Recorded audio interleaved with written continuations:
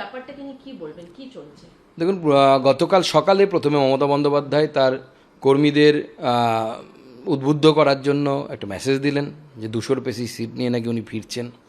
ওনার কর্মীরা যাতে কাউন্টিং হল থেকে পালিয়ে না যায় বা কাউন্টিং হলে যেতে আপত্তি না করে। তো সেটা করে উনি তখন ভাবলেন যে আমার কর্মীদেরকে আমি উদ্বুদ্ধ করলাম, কিন্তু উনিও তো জানেন ভেতরে যে কী হতে চলেছে। স্বাভাবিকভাবে সন্ধে আসতে আসতেই ওনার তখন আর উনি নিজের ইমোশনকে ধরে রাখতে পারলেন না। উনি বুঝে গেছেন যে বিরোধী দলের ভূমিকা আগামী দিনে পালন করতে হবে। বিজেপির সরকার তৈরি হচ্ছে, তো বিরোধী দলের ভূমিকা পালন করতে চলে গেলেন, ধর্ণা দিতে চলে গেলেন। 4 ঘন্টা ধর্ণা দিয়েছেন, আগামী দিনে আরও ধর্ণা দেবেন বিরোধী দলের ভূমিকা পালন করতে গিয়ে, বিরোধী দলনেত্রীর ভূমিকা পালন করতে গিয়ে। তো গতকালই মমতা বন্দ্যোপাধ্যায় ডিফিট অ্যাকসেপ্ট করে নিয়ে, পরাজয় স্বীকার করে নিয়ে বিরোধী দলের ভূমিকায় অবতীর্ণ হয়ে গেছে। গতকাল থেকে অবতীর্ণ হয়ে গেছেন। উনিও বুঝতে পেরে গেছেন যে তৃণমূল কংগ্রেস হারছে, বিজেপির সরকার তৈরি হচ্ছে। খেলা হবে, খেলা হবে, কি খেলা হবে? ওনার এমপি, ওনার যে এমএলএ, যে যারা মানে প্রার্থী, তারা বলছে খেলা শুরু ওরা করেছে, শেষ আমরা করব, জাগির খান এরা যেভাবে স্টেটমেন্ট আসছে এই ইলেকশনের মধ্যে। দেখুন, প্রত্যেকটি রাজনৈতিক দলের পলিটিক্যাল হিস্ট্রিতে কিছু না কিছু কন্ট্রিবিউশন থাকে। তো তৃণমূল কংগ্রেসের আগের কন্ট্রিবিউশন যদি আমরা কিছু ভাবি যে তৃণমূল কংগ্রেস কী কন্ট্রিবিউশন করেছে পশ্চিমবঙ্গে তথা ভারতের রাজনৈতিক প্রেক্ষাপটে, তাহলে দেখা যাবে যে এই সমস্ত গুন্ডাদেরকে, এই যে জাহাঙ্গীর খানের যার নাম নিলেন আপনি, সেই ধরনের গুন্ডাদেরকে রাজনৈতিক ব্যক্তিত্ব বানানোর কাজ, শেখ শাহজাহানের মতো লোককে রাজনৈতিক ব্যক্তিত্ব বানানোর কাজ মমতা বন্দ্যোপাধ্যায় এবং তার দলবল করেছে। ওরা খেলা হবে স্লোগানটাও, দলটাও চুরি করা দল, কংগ্রেস থেকে ভেঙে নিয়ে এসে চুরি করা দল, কংগ্রেসের থেকে নেতৃত্ব নিয়ে তৈরি করা দল। স্লোগানটাও চুরি করা। 1971-এ শেখ মুজিবুর রহমান, যিনি বাংলাদেশের রাষ্ট্রের পিতা বলে তাকে মানা হয়, তিনি এই প্রথম স্লোগান দিয়েছিলেন, জয় বাংলা বলে খেলা হবে, খেলা হবে বলে। তো জয় বাংলা বলে দিয়েছিলেন। সেই জয় বাংলা স্লোগানকে তৃণমূল কংগ্রেস নকল করেছে। তো এই খেলা, মানুষের জীবন নিয়ে খেলা করা তৃণমূল কংগ্রেস মনে করে এটাই খেলা হবে তাদের কাছে। গতবার 21-এর পোস্ট পোল ভোলের ভায়োলেন্স হয়েছিল, তখন প্রচুর মানুষের জীবন নিয়ে এরা খেলা করেছিল। তবে এবার খেলা হবে না, এবার মেলা হবে, পদ্ম ফুলের মেলা হবে। কিন্তু জয় বাংলা তো বাংলার, পশ্চিমবঙ্গের তো এটা স্লোগান না। দেখুন, পশ্চিমবঙ্গের আমি বললাম, সেই জন্য আগের প্রশ্নেই আপনাকে উত্তর দিয়ে দিয়েছি যে আমি যে দলটাই হচ্ছে চুরি করা দল, স্লোগান চুরি করা। খেলা হবেও স্লোগান চুরি করা বাংলাদেশ থেকে। মুজিবুর রহমান দিয়েছিলেন জয় বাংলা স্লোগান, সেটা চুরি করেছিল প্রথমে। খেলা হবে এটা বাংলাদেশের একজন এমপির দেওয়া স্লোগান, সেটা চুরি করে নিয়ে এসছে। খেলা হবে স্লোগান তারা নিয়ে এসছে। তো বাংলাদেশ বানাতে চায় তারা, তৃণমূল কংগ্রেস এই পশ্চিমবঙ্গকে, সেখানে বাংলাদেশের স্লোগান নিয়ে এসছে। আমরা তাই ওদেরকে বলি যে এত জয় বাংলা বলার ইচ্ছে, বাংলাদেশেই চলে যাও, বাংলাদেশে গিয়ে জয় বাংলা বলুন না, কে মানা করেছে ওখানে? পোস্টপোল ভায়োলেন্স নিয়ে একটা ভয় তো আছে মানুষের মনে। দেখুন, মানুষ 2021-এ আমরা দেখেছি কী ধরনের পোস্টপোল ভায়োলেন্স হয়েছিল। আমাদের বহু কর্মী, বহু সমর্থককে মেরে ফেলা হয়েছিল। কাউন্টিংয়ের দিন রাত্রিবেলায় কলকাতার মতো জায়গায় বুকে, সেখানে আমাদের অভিজিৎ সরকারকে মেরে ফেলা হয়, অভিজিৎ সরকারকে পিটিয়ে মেরে ফেলা হয়, তার পোষ্য কুকুরগুলোকে মেরে ফেলা হয়। মানে এই ধরনের নৃশংসতা এর আগে মানুষ কোনোদিনও দেখেনি। স্বাভাবিকভাবে ভয় থাকতে পারে, ভয় পাওয়ার কোনো কারণ নেই। বিজেপির সরকার তৈরি হচ্ছে এবং তার সাথে সাথে পুলিশ প্রশাসন যেহেতু পোস্টপোল ভায়োলেন্স আটকাতে এখানে অতটা পারদর্শী নয়, সেই জন্য আগামী 2 মাস এখানে কেন্দ্রীয় বাহিনীও থাকবে।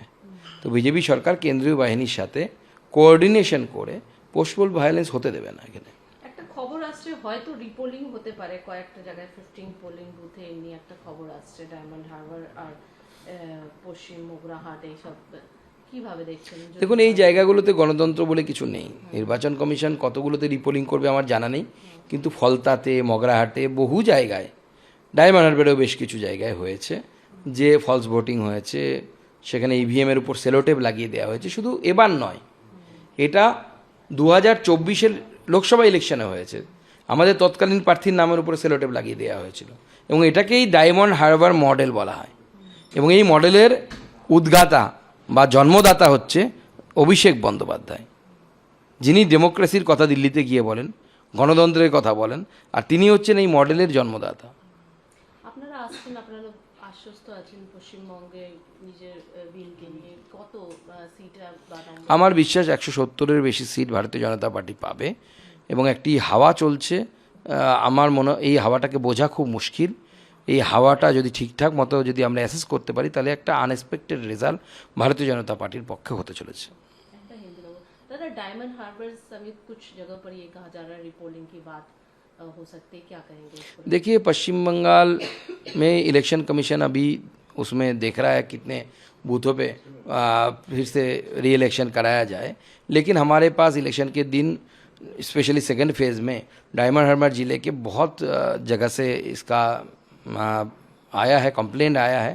फौलता में जहांगीर खान जैसे लोग जो गुंडे हैं उन्होंने सेलोटेप लगा दिया, और ये पहली बार हो रहा है ऐसा नहीं, 24 में भी इलेक्शन में, लोकसभा के इलेक्शन में हमारे कैंडिडेट के नाम के ऊपर सेलोटेप लगा दिया गया, बाउंड टेप लगा दिया गया था।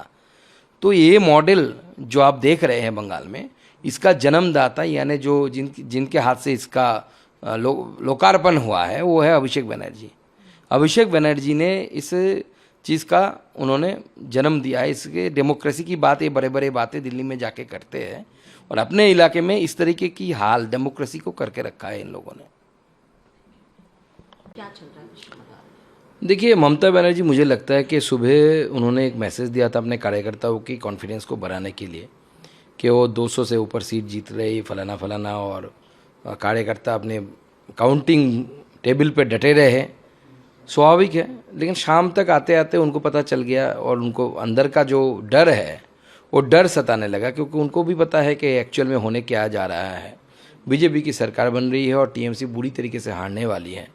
इसलिए जो डर रहता है ना जब, तो तरह तरह के आशंकाएं आपके मन में आती हैं, और ममता बनर्जी के भी मन में ऐसी आशंकाएं आई और वो जाके विरोधी मोड में चले गए, क्योंकि उनको भी पता है आगे से विरोधी नेत्री का यानी एलओपी का काम, लीडर ऑफ अपोजिशन का काम करना है, इसीलिए जाके धरने पे बैठ गई।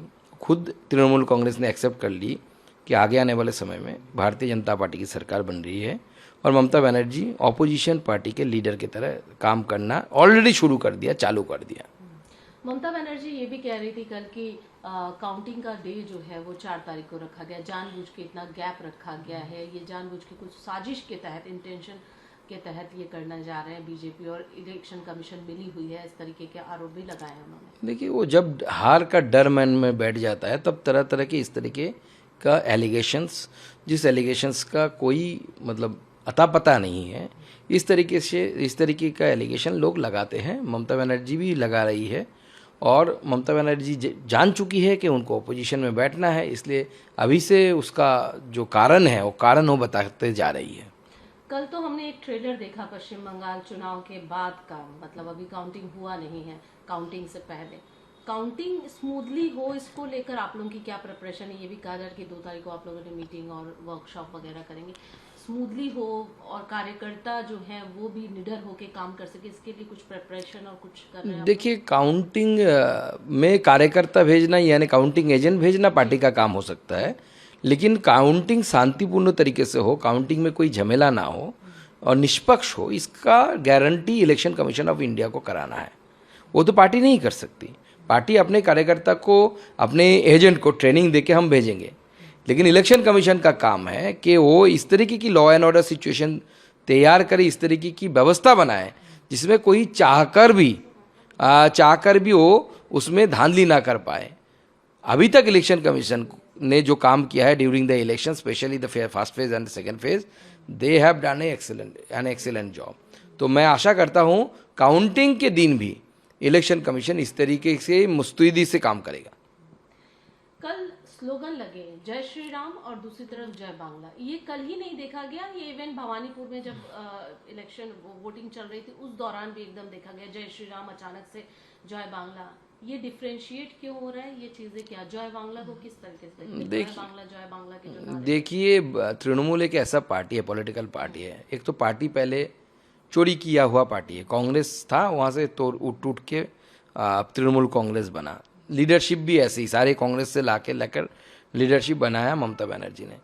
उसका स्लोगन भी चोरी किया हुआ है। जय बांग्ला ये जो स्लोगन है 1971 पे मुजीबर रहमान में बांग्लादेश का जब आंदोलन चल रहा था उस समय उन्होंने ये स्लोगन दिया था जय बांग्ला का। तो अब बांग्लादेश बनाने की इच्छा है तृणमूल कांग्रेस की मन में, इसलिए वो जय बांग्ला बोलते हैं। तो उनको बनाना है, हमें बनाना नहीं है, हमें भारत में ही रहना है। तो हम तो कहते हैं कि जय बांग्ला स्लोगन देना है तो इधर क्यों दे रहे हो भाई, बांग्लादेश है, चले जाओ उधर जाके चिल्ला चिल्ला के माइक लगा के जय बांग्ला करते रहो। पश्चिम बंगाल की जब भी बात होती है तब एक जो कहावत है बहुत तेजी से होती है, खेला हबे, सब पूछते खेला हबे की ये। और अब जो पश्चिम बंगाल 3MC के जो कैंडिडेट है जहांगीर, वो कह रहे हैं कि खेला तो इन्होंने शुरू किया है, खत्म हम करेंगे। इस तरीके के जो स्टेटमेंट आ रहे हैं, क्या वाकई में यहाँ पर खेला हबे की स्थिति दिख रही है? देखिए, तृणमूल कांग्रेस ने 21 में इलेक्शन के बाद लोगों के ऊपर बहुत अत्याचार किया। विरोधी दल यानी भारतीय जनता पार्टी के कार्यकर्ताओं को मारा पीटा गया, उनके घर के महिलाओं के साथ बदसलूकी किया गया और उनके मॉलेस्टेशन के, रेप के सारे केसेस हुए। तो तृणमूल कांग्रेस लोगों को ज़िंदगी को लेकर इन सब चीज़ों को करना, क्राइम को करना एक खेला समझता है। हम इंसानियत को मानते हैं, हम इंसान की ज़िंदगी को लेकर खेला नहीं समझते हैं।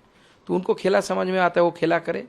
हम बंगाल की जनता की डेवलपमेंट को आगे देखकर आगे चल रहे और उसको ही आगे सामने बढ़ाएंगे। बांग्ला को हम सोनार बांग्ला बनाएंगे, बंगाल को हम सोनार बंगाल बनाएंगे और वही ध्येय के साथ भारतीय जनता पार्टी की सरकार आगे काम करेगी। पोस्टपोल वायलेंस एक बहुत बड़ी समस्या है पश्चिम बंगाल के लिए। इस बार भी कहीं ना कहीं एक डर बैठा हुआ है, जिस तरीके की परिस्थितियां बन रही है। क्या प्रिपरेशन है जो जनता जो निडर रहे? और क्योंकि HM ने भी ये, होम मिनिस्टर ने भी कहा था कि 60 डेज और जो है फोर्सेज रहेंगे। लोगों के जो है प्रोटेक्शन के लिए किसी कोई विशेष, देखिए, जैसे आदरणीय गृह मंत्री जी ने बताया कि 2 महीने तक कम से कम सेंट्रल फोर्सेस रहेंगे। और सबसे बड़ी बात है, इस बार बीजेपी की सरकार जब बनेगी तब तो पोस्टपोल वायलेंस होने की बात ही नहीं आएगी, क्योंकि बीजेपी की सरकार अपने राजनीतिक यानी पॉलिटिकल ऑपोजिशन को प्रतिपक्ष मानता है, ऑपोजिशन मानता है। हम एनिमी नहीं मानते। डेमोक्रेसी में एनिमी कोई भी नहीं होता, सब प्रतिपक्ष होता है, ऑपोजिशन होता है। तो हम उस नीति पे बिलीव ही नहीं करते जिसमें हिंसा हो, जिसमें मारपीट हो। इसलिए बीजेपी की सरकार बनने के बाद इस बार पोस्टपोल वायलेंस ना के बराबर होगा। अगर कोई कोशिश भी करता है उसको रोकने का काम भारतीय जनता पार्टी के नेतृत्व में जो सरकार बनेगी वो सरकार करेगी और उसमें सेंट्रल फोर्सेस का भी इस्तेमाल होगा। बांग्लादेश के एक सांसद है अख्तर हुसैन, उन्होंने आज बांग्लादेश की संसद में कहा है कि पश्चिम बंगाल में भाजपा की जीत से घुसपैठ रुकेगी और बांग्लादेशी मुसलमानों को देश से बाहर निकाला जाएगा, जो कि बहुत खतरनाक है। वहां के सांसद ने ये। देखिए, अब बांग्लादेश एक अलग देश है, मैं इसके ऊपर ज़्यादा टिप्पणी नहीं करूँगा। सिर्फ इतना ही बोलूँगा कि बांग्लादेश से आए हुए जो लोग यहाँ के नागरिक नहीं हैं, CAA के माध्यम से जिसको नागरिकता नहीं मिल सकती है, उनको वापस जाना पड़ेगा। इसका रोड मैप आदरणीय गृह मंत्री जी ने बहुत पहले ही बताया है। Detect, delete and deport.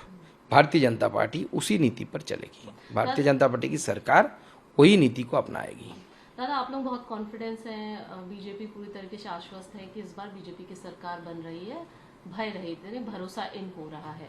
अगर नंबर्स की बात करें, सीट की बात करें या नंबर्स की बात करें, क्या लग रहा है आपको, क्या उम्मीद है? मुझे लगता है कि 170 के ऊपर सीट जाएगी और एक हवा चली है जिस हवा को पकड़ पाना, समझ पाना बहुत मुश्किल है किसी के लिए भी। अगर वो हवा को अगर हम ठीक तरीके से समझ पा रहे हैं तो कोई चौंकाने वाला रिजल्ट, अनएक्सपेक्टेड कुछ नंबर्स आएगा।